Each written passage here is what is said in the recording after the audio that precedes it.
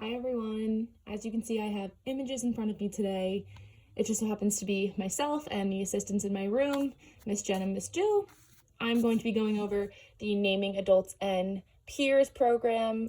This is a super important program again because we want our students and our children to be able to identify their peers, identify their teachers, address them when they need, greet them, respond to greetings, play with them, anything of the sort. So we want them to be able to identify them, whether it's receptively by just pointing or selecting, or if it's labeling by asking the child who it is and having them respond verbally.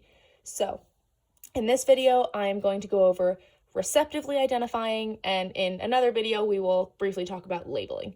So receptively identifying basically just means pointing to or selecting the image or the person that you want them to select. So as far as materials, you really only need the images.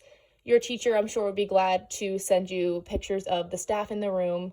Not all children have photo release, but if you have a class photo, you can use that as well.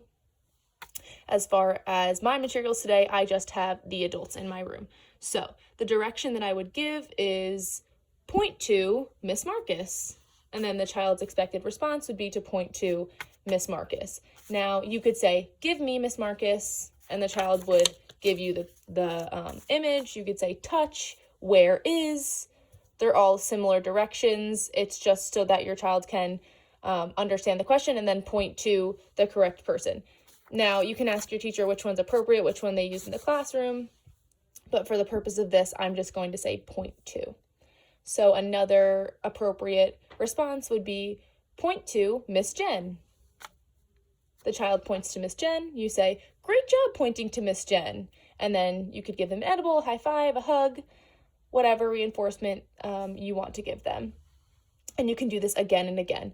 But it's important, as we've talked about in previous videos, that you mix up the order of the pictures as you give the direction, because you don't want your child to memorize the spot of the image rather than the actual person. So every time you give the direction, switch it up and do it again.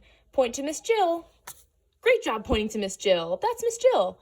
Now, if your child incorrectly points to a picture, this is Miss Marcus. If I say point to Miss Marcus and they point to Miss Jill, you would simply take their hand, place it back, and represent the direction. So point to Miss Marcus, and then you would take their hand and at the same time point to the correct picture. So again, if they point to the wrong image, you're going to pull their hand back, say the direction again, and then bring their hand underneath yours and point to the right picture.